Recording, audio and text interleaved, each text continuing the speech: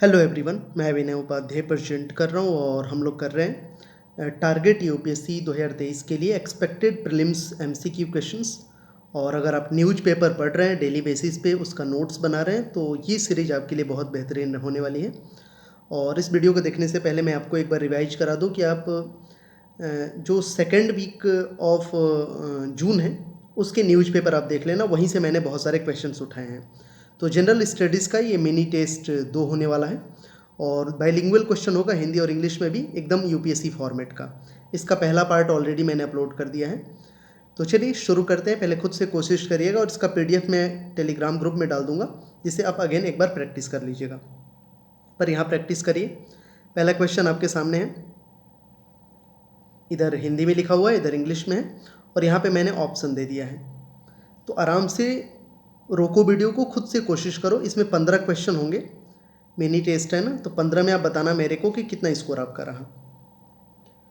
तो क्वेश्चन है कि NSIL जो है, यानी कि new space India limited, consider the following statements, इसके बारे में कुछ कथन दिए गए हैं और बोल रहा है कि इनमें से कौन सा सही है। विच statements given above is or are correct. पढ़ो तीनों स्टेटमेंट और बताओ। NSIL ये चर्चा में था ना, न्यू स्पेस इंडिया लिमिटेड। तो पहला जो इसका स्टेटमेंट लिखा हुआ है कि यह हैदराबाद में स्थित है, इट्स लोकेटेड इन हैदराबाद। ये तो पहला ही इसका सेंटेंस जो है गलत हो गया स्टेटमेंट, क्योंकि यह बेंगलुरु में स्थित है ना कि हैदराबाद में है। यह अंतरिक्ष विभाग के प्रशासनिक नियंत्रण में कार्य करता है, अर्थात प्रधानमंत्री कार्यालय के अधीन कार्य नहीं करता है। अब यहाँ पे जो लिखा हुआ है कि प्रधानमंत्री कार्यालय के प्रशासनिक नियंत्रण में कार्य करता है, तो ये भी गलत है।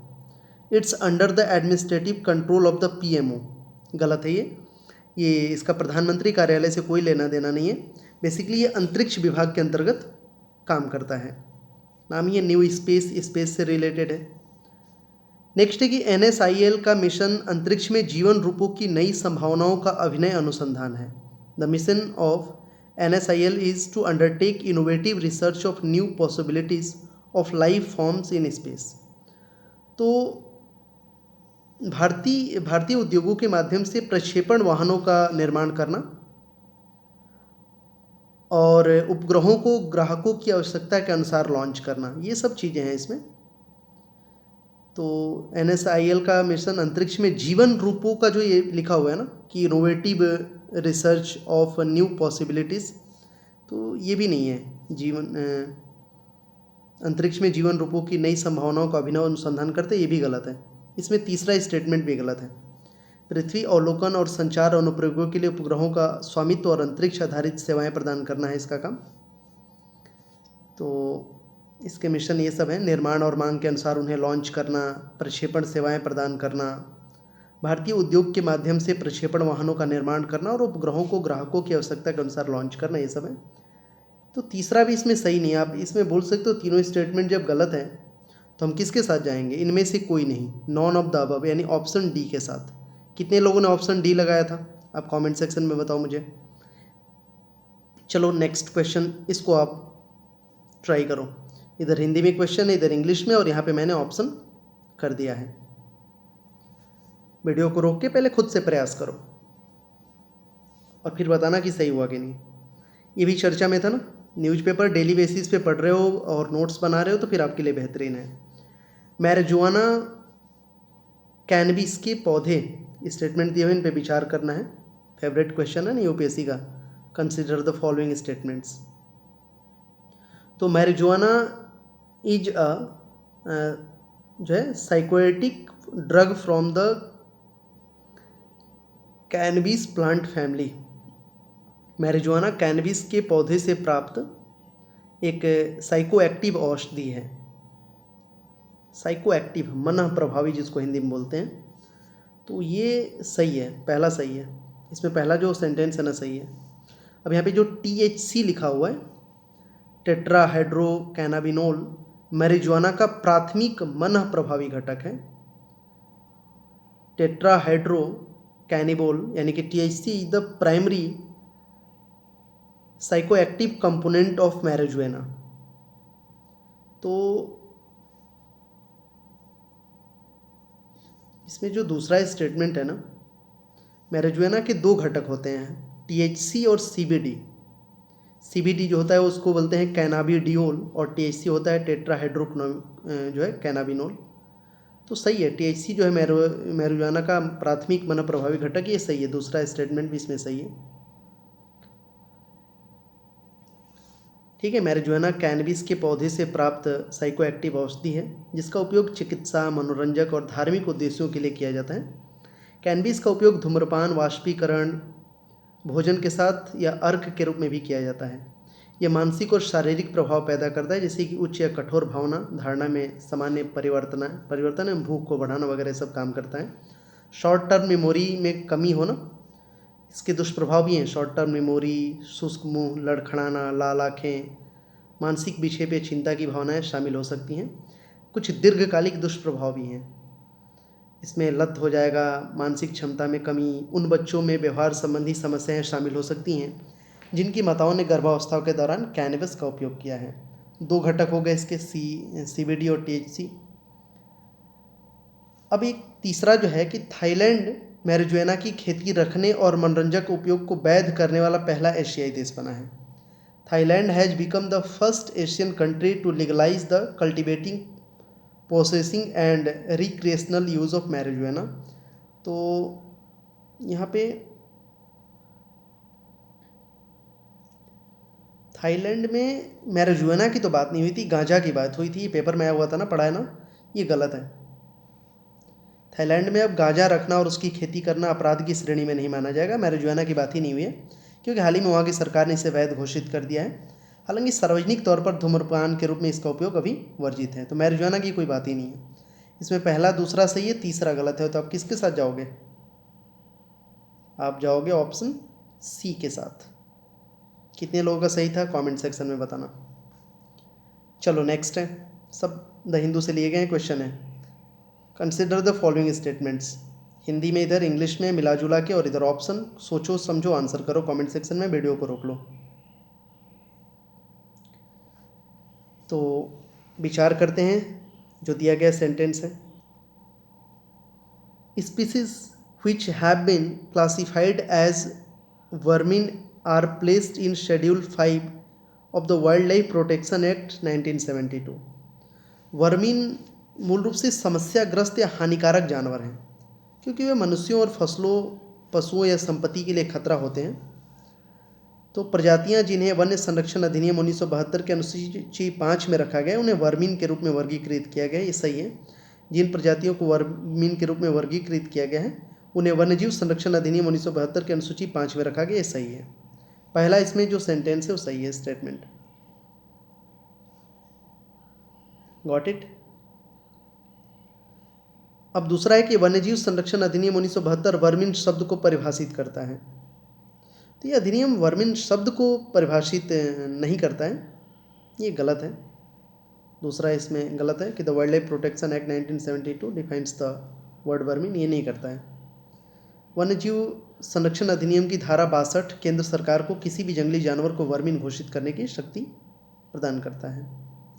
इसमें नेक्स्ट है कि कौवे, फल खाने वाले चमगादड़ और चूहे वर्मिन आदि की श्रेणी में आते हैं।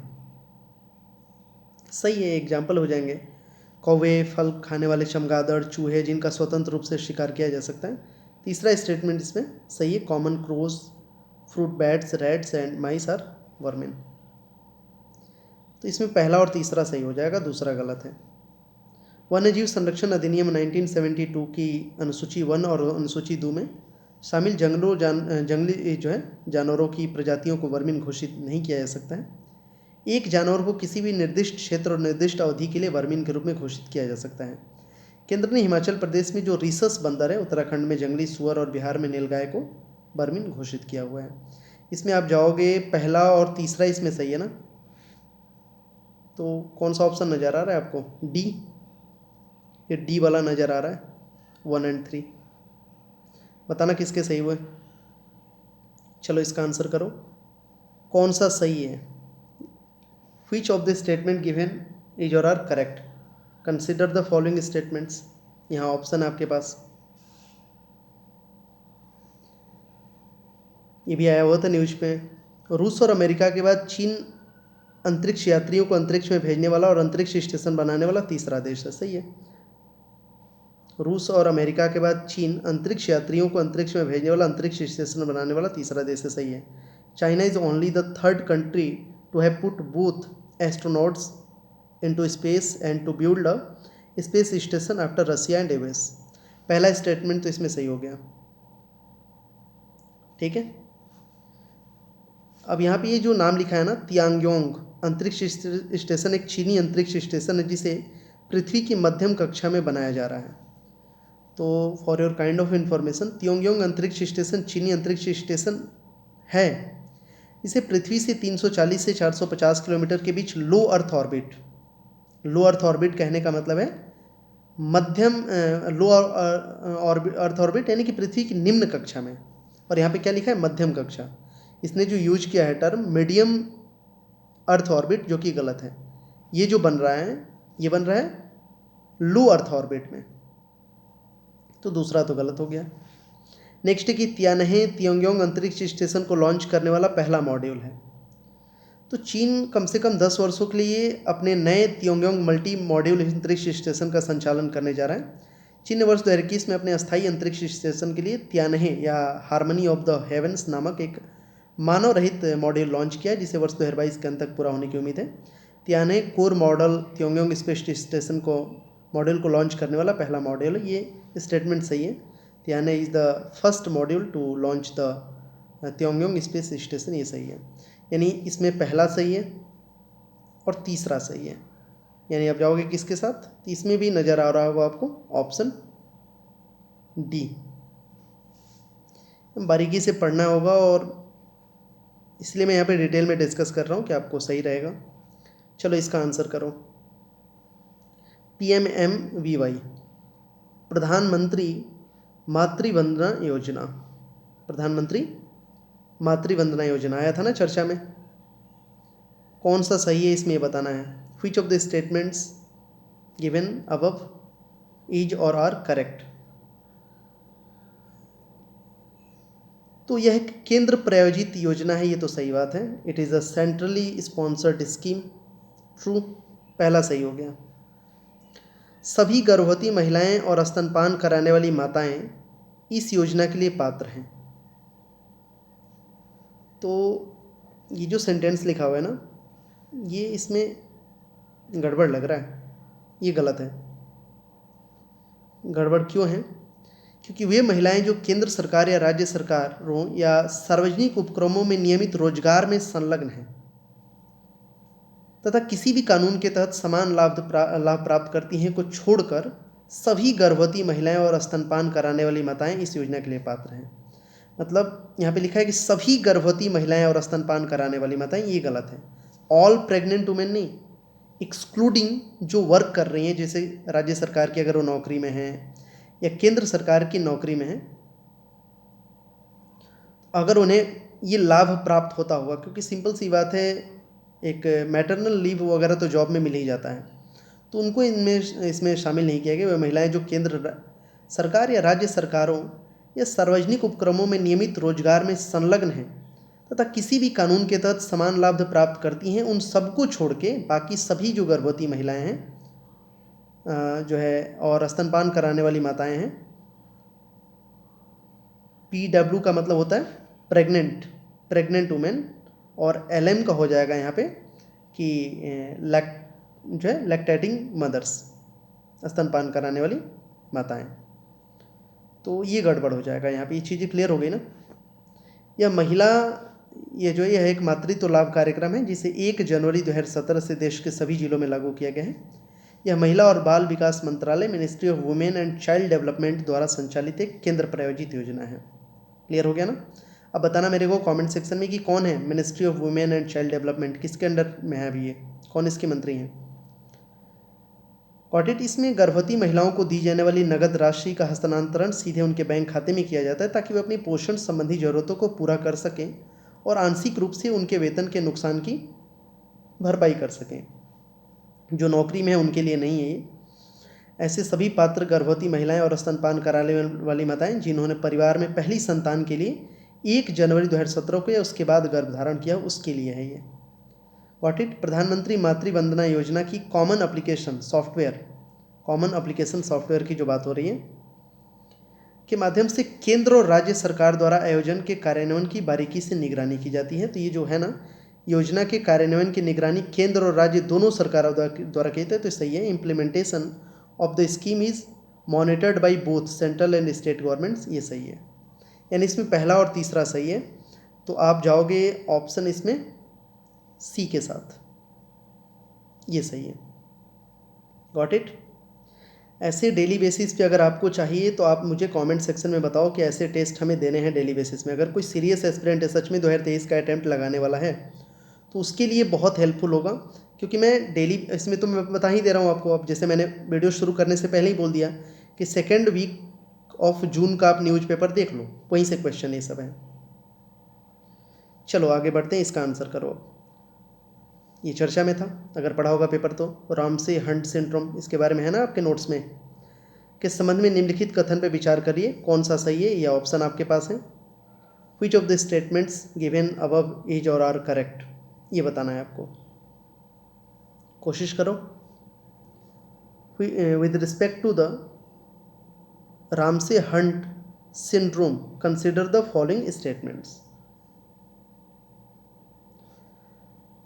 तो पहला जो इसमें लाइन है ना कि रामसे जो है, इसके बारे में थोड़ा सा मैं आपको बता दूं कि रामसे हंट सिंड्रोम, जिसे हर्पिज जोस्टर ऑर्टिकस के नाम से भी जाना जाता है, चेहरे की तंत्रिका के जिनिकुलेट गैंग्लियन, जो कि 7वीं कपाल तंत्रिका है, पर एक वायरस का संक्रमण है। ये तब होता है जब संक्रमण चेहरे की तंत्रिकाओं को प्रभावित करता है। तो ये जो लिखा है ना, इस सिंड्रोम को हर्पिज जोस्टर ऑर्टिकस के नाम से भी जाना जाता है। तो ये तो सही है।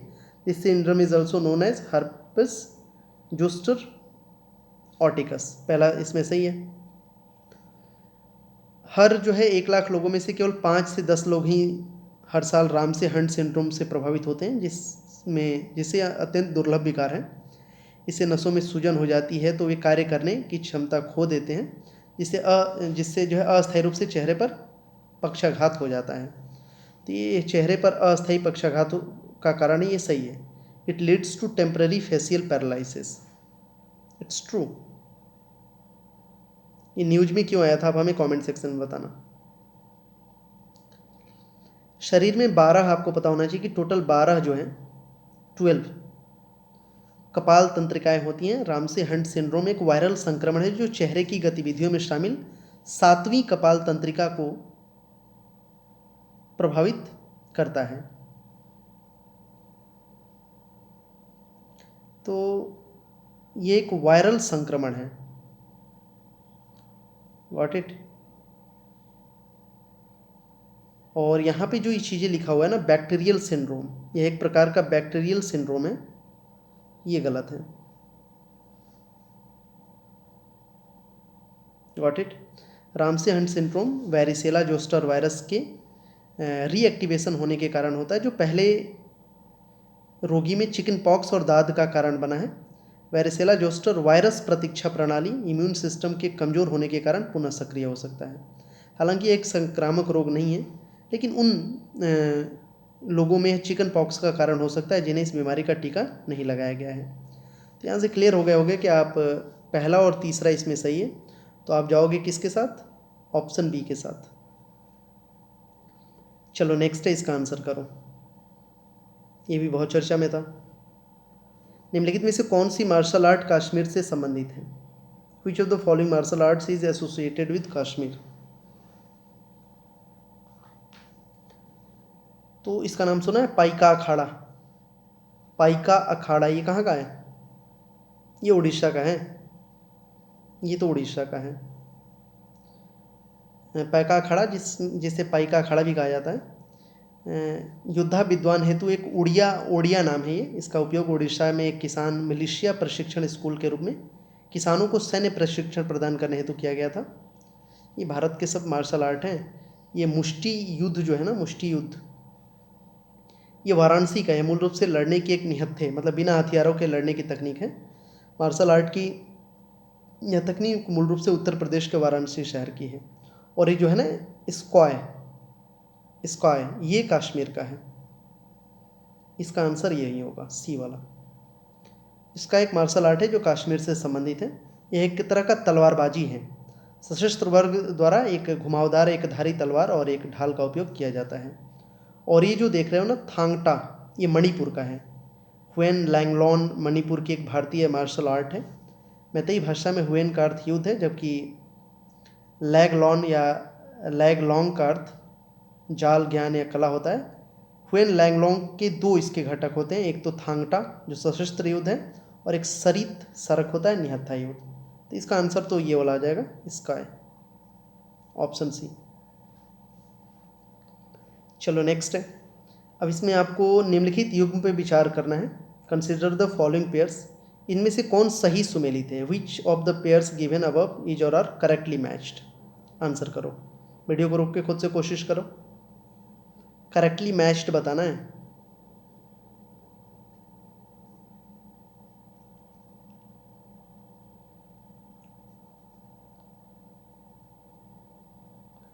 ये सब भी मार्शल आर्ट के ही नाम है, पहले ही मैं बता दे रहा हूँ, एक तरह का मार्शल आर्ट या खेल है। तो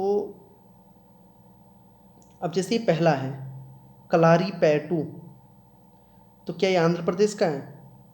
कलारी पैटू मानव शरीर के प्राचीन ज्ञान पर आधारित एक मार्शल आर्ट है। इसकी उत्पत्ति 3री शताब्दी ईसा पूर्व से 2री शताब्दी ईस्वी के दौरान केरल में हुई थी। अब ये तो पहला गलत हो गया, ये केरला का है। अब यह केरल और तमिलनाडु के कुछ हिस्से में प्रचलित है। इसे अस्तित्व में सबसे पुरानी युद्ध प्रणालियों में से एक माना जाता है। इसे आधुनिक कुंफू का भी जनक माना जाता है, कलारी पैटू का। अब एक काठी सामू है। काठी सामू आंध्र प्रदेश की एक बहुत प्रसिद्ध प्राचीन मार्शल आर्ट है। मार्शल आर्ट की जो है इस तकनीकी में विभिन्न प्रकार की तलवारों का प्रयोग होता है। तो काठी सामू आंध्र प्रदेश की है। अब ये जो मैच है ना, ये भी गड़बड़ है, ठीक है। अब केरल की जगह आंध्र प्रदेश और आंध्र प्रदेश की जगह केरल कर दिया है। अब यहाँ पे है सिलंबम, तमिलनाडु का। सिलंबम एक मार्शल आर्ट है जिसमें हथियारों के उपयोग की अनुमति होती है। यह तमिलनाडु में बहुत प्रसिद्ध है, यानी कि ये सही है। सिलंबम कला में सांप, बाघ और चील जैसे जानवरों की गति शामिल है। फुटवर्क्स का उपयोग इन कला रूपों की एक बहुत ही प्रमुख विशेषता है, सही है। मलखंभ एक पारंपरिक खेल है जिसकी उत्पत्ति भारतीय उपमहाद्वीप में हुई है। इसमें एक जिम्नास्ट एक ऊर्ध्वाधर स्थिर या लटकते लकड़ी के खंभे, बेंत या रस्सी से लटककर योग या जिम्नास्टिक आसन और कुश्ती क्रियाओं का प्रदर्शन करता है। तो ये मध्य प्रदेश और महाराष्ट्र इस खेल के आकर्षण के केंद्र रहे हैं, ये सही है, ये भी सही है। तो तीसरा और चौथा इसमें ट्रू मतलब सही है, करेक्ट पेयर है। अब जाना ऑप्शन सी के साथ, तीसरा और चौथा सही है। चलो आगे बढ़ते हैं। इस पर चर्चा हुई है तो इसलिए एक क्वेश्चन आया हुआ है। क्षेत्रीय परिषदों के संबंध में निम्नलिखित कथन पर विचार कीजिए। With respect the zonal council consider the following statements. इसमें ऑप्शन दिए गए हैं, अब बताना कि कौन सही है। इसमें वीडियो को रोक के खुद से कोशिश करो। क्षेत्रीय परिषदें वैधानिक होती हैं, संवैधानिक नहीं होती हैं, वैधानिक निकाय हैं। ये संसद के एक अधिनियम यानी कि राज्य पुनर्गठन अधिनियम 1956 द्वारा स्थापित किए गए थे। इस अधिनियम ने देश को 5 क्षेत्र उत्तरी, मध्य, पूर्वी, पश्चिमी और दक्षिणी में विभाजित किया था। प्रत्येक क्षेत्र के लिए एक क्षेत्रीय परिषद प्रदान की गई थी। तो जो पहला स्टेटमेंट है ना कि राज्य पुनर्गठन अधिनियम 1956 के अनुसार भारत को 5 क्षेत्रीय परिषदों में विभाजित किया गया था, तो ये सही है। India is divided into 5 zonal councils as per state reorganisation act 1956। पहला स्टेटमेंट सही है। अब इसमें संगठनात्मक ढांचा भी होता है। अध्यक्ष इसके केंद्रीय गृह मंत्री होते हैं, इन सभी परिषदों के अध्यक्ष होते हैं। उपाध्यक्ष बेसिकली प्रत्येक क्षेत्रीय परिषद में शामिल किए गए राज्यों के मुख्यमंत्री रोटेशन से एक समय में 1 वर्ष की अवधि के लिए उस अंचल के आंतरिक परिषद के उपाध्यक्ष के रूप में कार्य करते हैं। तो इसमें है ना, प्रत्येक अंचल के राज्यों और केंद्र शासित प्रदेशों के मुख्यमंत्री बारी बारी से 1 वर्ष की अवधि के लिए उस क्षेत्र की क्षेत्रीय परिषद के उपाध्यक्ष के रूप में काम करते हैं, ये भी सही है, चीफ मिनिस्टर्स। नेक्स्ट की जो है इसमें पॉइंट, राज्य पुनर्गठन अधिनियम की जो धारा 17(1) है उसके अनुसार प्रत्येक क्षेत्रीय परिषद की बैठक ऐसे समय पर होगी जब परिषद का अध्यक्ष ईश्वर नियुक्त करें। तो प्रत्येक क्षेत्रीय परिषद की प्रतिवर्ष कम से कम एक बैठक होना अनिवार्य है। ऐसा कुछ नहीं है, अनिवार्य वगैरह से नहीं है इसमें, मतलब कि मैंडेटरी नहीं है। It is mandatory to have at least one meeting of the zonal council every year? No, it's not mandatory. पहला दूसरा सही है, आप जाना ऑप्शन ए के साथ। चलो नेक्स्ट है, इसका आंसर करो। Which of the following statements is correct regarding representation of people's act 1951? जन प्रतिनिधित्व अधिनियम 1951 के संबंध में कौन सही है? तो इसको शॉर्टकट में आरपीए भी बोलते हैं, आरपीए, लोक प्रतिनिधित्व अधिनियम, रिप्रेजेंटेशंस ऑफ पीपल्स एक्ट 1951 के अनुसार एक उम्मीदवार अधिकतम 2 निर्वाचन क्षेत्रों से चुनाव लड़ सकता है। पढ़ा होगा ये आपने। इसमें जो ऑप्शन आप बी देख रहे हो ना, कि यदि कोई उम्मीदवार किसी एक निर्वाचन क्षेत्र का त्याग करता है तो आम चुनाव के बाद उपचुनाव स्वतः शुरू हो जाता है, यही इसका सही आंसर होगा। अब यहाँ पे जो है ना कि एक उम्मीदवार अधिकतम 3 निर्वाचन नहीं, गलत है, दो से चुनाव लड़ता है। सिंपल सी बात है, 2 निर्वाचन क्षेत्र से आरपीए एक्ट 1951 के तहत एक निर्वाचन क्षेत्र का त्याग करने के बाद आम चुनाव के तुरंत बाद एक उपचुनाव स्वतः शुरू हो जाता है। उदाहरण आप ले सकते हो, जैसे वर्ष 2014 में प्रधानमंत्री नरेंद्र मोदी के वडोदरा और वाराणसी दोनों सीटें जीतने के बाद उन्होंने वडोदरा की अपनी सीट छोड़ दी थी, जिससे वहाँ उपचुनाव हुआ था। तो ये बी वाला सही है इसमें। अब यहाँ पे जो ये लिखा हुआ है ना, तीसरा स्टेटमेंट, जब इसको पढ़ोगे तो जो आरपीए की धारा 70 है ना, वो आरपीए की धारा 70 उम्मीदवारों को लोकसभा, राज्यसभा, विधानसभा में 2 निर्वाचन क्षेत्रों का प्रतिनिधित्व करने से रोकती है। जैसे कि यहाँ पे लिखा होगा कि यदि कोई उम्मीदवार 2 निर्वाचन क्षेत्रों से चुनाव लड़ा और दोनों में जीत हासिल की तो वह दोनों निर्वाचन क्षेत्रों का प्रतिनिधित्व करेगा, ये गलत है। Got it. विधि और न्याय मंत्रालय के पास उन सीटों को सीमित करने की शक्ति है जहां से एक उम्मीदवार चुनाव लड़ सकता है। मुख्य चुनाव आयुक्त इस संबंध में केवल मंत्रालय को सलाह दे सकते हैं। अब इसमें क्या लिखा है कि मुख्य चुनाव आयुक्त के पास उन सीटों को सीमित करने की शक्ति है जहां से उम्मीदवार चुनाव लड़ सकता है, नहीं शक्ति नहीं, सलाह दे सकता है बस। ये वाला जो है ये भी गलत है। इसमें सही आंसर होगा ऑप्शन बी, ये वाला, कि if a candidate sacrifice one of the constituencies, a by-election is automatically triggered after the general election। चलो नेक्स्ट है, द्विपक्षीय अभ्यास भारत और इंडोनेशिया के बीच आयोजित किया जाता है। Which of the following bilateral exercise performed between India and Indonesia? बताओ इसका आंसर। ये तो आसान है, मिलिट्री एक्सरसाइज होते रहते हैं ना, अभी हाल ही में हुआ है ये, इसीलिए आ गया क्वेश्चन। तो इसका आंसर करो आप लोग, और आप मुझे कमेंट सेक्शन में ज़रूर बताना कि क्या इस सीरीज को आप, जैसे इसका 1-2 वीडियो ऑलरेडी मैंने अपलोड कर दिया है, और चैनल को सब्सक्राइब करना अगर इस तरह के और वीडियोस आपको चाहिए तो। और सीरियस हो एस्पिरेंट, सच में प्रैक्टिस करना चाहते हो आप क्वेश्चंस का, तो आपके लिए एक बेहतरीन प्लेटफॉर्म है। यहाँ पे ऐसे ही मैं बहुत सारे वीडियोज़ बनाने वाला हूँ 2023 के प्रीलिम्स एग्ज़ाम तक, और सब न्यूज़पेपर से रिलेटेड होगा। इसका आंसर आपने कर दिया होगा, समुद्र शक्ति सही जवाब होगा, ऑप्शन सी, बायलैटरल एक्सरसाइज, याद रहेगा ना। अब जैसे ये गरुड़ है, तो गरुड़ याद रहेगा, इंडिया और फ्रांस के बीच होता है ये, ठीक है। और यहाँ पे सवाल पूछा है इंडिया और इंडोनेशिया के बीच में, तो समुद्र शक्ति याद रखना। ये धर्म जो गार्जियन है ना, ये इंडिया और जापान के बीच होता है। और इंद्र तो सबको पता है इंडिया और रसिया के बीच में होता है। इंद्र अभ्यास संयुक्त त्रिसेवा है, इसमें बेसिकली सेना, मतलब आर्मी, नेवी, एयरफोर्स, ये सब होते हैं। Got it. तो समुद्र शक्ति इसका सही जवाब होगा। बाकी ये सब समझा दिया मैंने, चारों पता हो गया। चलो इसका आंसर करो। निम्नलिखित कथन पे विचार करना है, कौन सा सही है, ये ऑप्शन है, कोशिश करो खुद से। तो यूडीएचआर की बात की है, universal declaration of human rights, तो मानव अधिकारों की सार्वभौम घोषणा, यह दुनिया के सभी क्षेत्रों के विभिन्न कानूनी और सांस्कृतिक पृष्ठभूमि वाले प्रतिनिधियों द्वारा तैयार किया गया था। दिसंबर 1948 में पेरिस में संयुक्त राष्ट्र महासभा द्वारा की गई घोषणा को सभी लोगों और सभी देशों के लिए उपलब्धियों की एक सामान्य मानक के रूप में घोषित किया गया था। यूडीएचआर में नागरिक और राजनीतिक अधिकारों सहित 30 अधिकार या स्वतंत्रताएं शामिल हैं,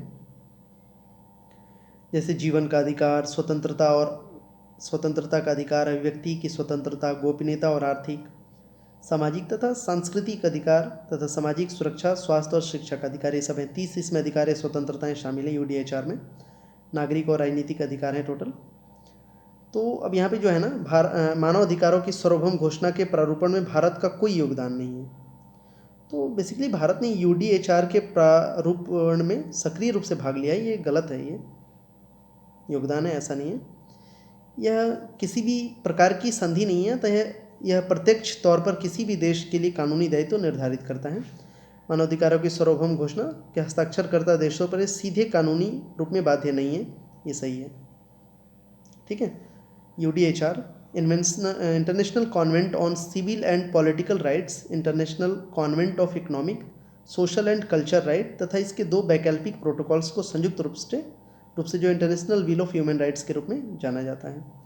तो इसमें पहला ही केवल सही है, आप ऑप्शन ए इसमें बोलोगे। बायोमास सह फायरिंग के बारे में निम्नलिखित कथन पे विचार करिए, कौन सही है इसमें बताना है आपको। Consider the following statements regarding biomass को फायरिंग। पढ़ो और बताओ। बायोमास को फायरिंग कोयला थर्मल संयंत्रों में बायोमास के साथ ईंधन के एक हिस्से को प्रतिस्थापित करने की विधि है। केंद्रीय विद्युत मंत्रालय ने इसी साल जो है फरवरी 2022 में केंद्रीय बजट पेश करते हुए देश के प्रत्येक ताप विद्युत संयंत्र में 5 से 10% को फायरिंग अनिवार्य कर दी थी। तो ये सही है, केंद्रीय विद्युत मंत्रालय ने देश के हर ताप विद्युत संयंत्र पर 5 से 10% सह फायरिंग अनिवार्य कर दी है। It's true. बायोमास सह फायरिंग का महत्व भी अपना। बायोमास को फायरिंग फसल अवशेष को खुले में जलाने से होने वाले उत्सर्जन को रोकने का एक प्रभावी तरीका है। यह कोयले का उपयोग करके बिजली उत्पादन की प्रक्रिया को भी डीकार्बोनाइज करता है। यह जीवाश्म ईंधन के दहन से उत्सर्जन में कटौती करने में मदद कर सकता है। कुछ हद तक कृषि पराली जलाने की भारत की बढ़ती समस्या का समाधान कर सकता है। ग्रामीण क्षेत्रों में रोजगार पैदा करते हुए कचरे के बोझ को कम कर सकता है। ये सब चीज़ें हैं। को फायरिंग के लिए प्रतिदिन लगभग जो है 95,000 से 96,000 टन बायोमास पैलेट की आवश्यकता होती है, लेकिन देश में 228 मिलियन टन अतिरिक्त कृषि अवशेष उपलब्ध होने के बावजूद भारत की पैलेट निर्माण क्षमता वर्तमान में 7,000 टन प्रतिदिन है। तो इसमें जो लिखा है ना कि भारत के पास बायोमास सह फायरिंग आवश्यकता के लिए पर्याप्त कृषि अवशेष और पैलेट भी निर्माण क्षमता है, तो बोल सकते हैं कि उतना नहीं है। इंडिया है सफिशिएंट, नॉट सफिशिएंट नहीं है। ठीक है, तो ये गलत है। कोयले के साथ दहन के लिए 14% नमी वाले पैलेट का उपयोग किया जा सकता है। हाँ, ये सही है। पहला और तीसरा इसमें सही है। सी के साथ आप जाओगे, ऑप्शन सी। चलो इसका आंसर करना है। कथन कौन सा सही है, सही उत्तर आपको चुनना है इसमें से 4। अब इसमें सेंटेंस आपको दे दिए गए, अच्छे से पढ़ो रोक के, फिर आंसर करना। समय ले लो पूरा, गलत नहीं होना चाहिए। फिर अपना स्कोर बताना 15 आउट ऑफ कितना।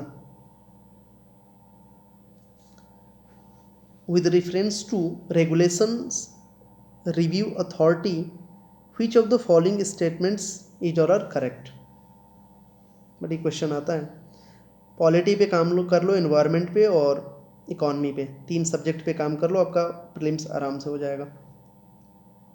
और तीनों को करंट अफेयर्स वाले उसके पोर्शन। तो इसको करते हैं। भारतीय रिजर्व बैंक ने एक विनिमय समीक्षा प्राधिकरण RRA 2.0 की स्थापना की है। क्या ऐसे ही है? वित्त मंत्रालय ने एक विनिमय समीक्षा प्राधिकरण RRA 2.0 की स्थापना की है। तो वित्त मंत्रालय ने थोड़े किया है, ये तो RBI ने किया है। तो पहला ऐसे ही गलत हो गया। ये तो RBI ने किया है ना, रिजर्व बैंक ऑफ इंडिया ने किया है ये RR 2.0 रेगुलेशंस रिव्यू अथॉरिटी। पहला ऐसे ही गलत है। यह नियामक निर्देशों को सुव्यवस्थित करने, जहां भी संभव हो रिपोर्टिंग की प्रक्रियाओं तथा आवश्यकताओं को कम करने और विनियमित संस्थाओं के अनुपालन बोझ को कम करने आदि विषयों पर ध्यान केंद्रित करेगा। ये सही है। दूसरा स्टेटमेंट तो इसमें सही लग रहा है। विनियमित इकाई विद्युत कंपनियों, सार्वजनिक उपयोगिता या सार्वजनिक उपयोगिता होल्डिंग कंपनियों के वित्तीय, संगठनात्मक या दर विनिमय से संबंधित किसी भी कानून, नियमों या विनियमों के अधीन है। वाणिज्यिक बैंक शहरी सहकारी बैंक, गैर बैंकिंग वित्तीय कंपनियां विनियमित संस्थाओं के अंतर्गत शामिल हैं। तो ये कथन भी इसमें सही है, ये सब सही है। आरआरए आरबीआई परिपत्रों निर्देशों के प्रसार प्रक्रिया में आवश्यक परिवर्तनों की जांच करता है और सुझाव देता है। इसमें परिपत्र जारी करने, अद्यतन करने और वेबसाइट लिंकेज के तरीके आदि पर सुझाव शामिल होंगे। तो इसमें जो कथन है ये 4, ये भी सही है। 2, 3, 4 इसमें सही है। आप ऑप्शन बी बोलोगे सही है। तो मॉडरेट टू टफ ये बोल सकते हो आप। चलो इसका आंसर करना कमेंट सेक्शन में, आप लोगों के लिए मैं क्वेश्चन छोड़ दूंगा। आपको बताना है कि जो है निक्स टर्मलाइजेशन टेक्निक की बात की है। शब्द चर्चा में था ना, ये जो है न्यूज में था। It refers to which of the following. पढ़ो और आंसर करना कौन सा ऑप्शन होगा। वीडियो कैसा लगा ना बताना कमेंट सेक्शन में। इसे लाइक करना, शेयर करना, और इसके ऑलरेडी 2 वीडियोस मैंने बना रखा है ऐसे ही। अगर आपका मिशन है 2023 में प्रीलिम्स देने का तो ये सेशन आपके लिए बेहतरीन है, और ऐसे ही मैं डेली बेसिस पे सेशन करूँगा। चैनल को सब्सक्राइब कर लेना। टेलीग्राम ग्रुप का लिंक डिस्क्रिप्शन में, वहाँ से ये पूरा PDF में डाल दूंगा, तो फिर एक बार दोबारा प्रैक्टिस कर लेना। Thank you so much for watching this video. मिलते हैं अगले वीडियो में, अगले सेशन में। तब तक के लिए बाय, टेक केयर, और पढ़ाई करिए मन लगा के।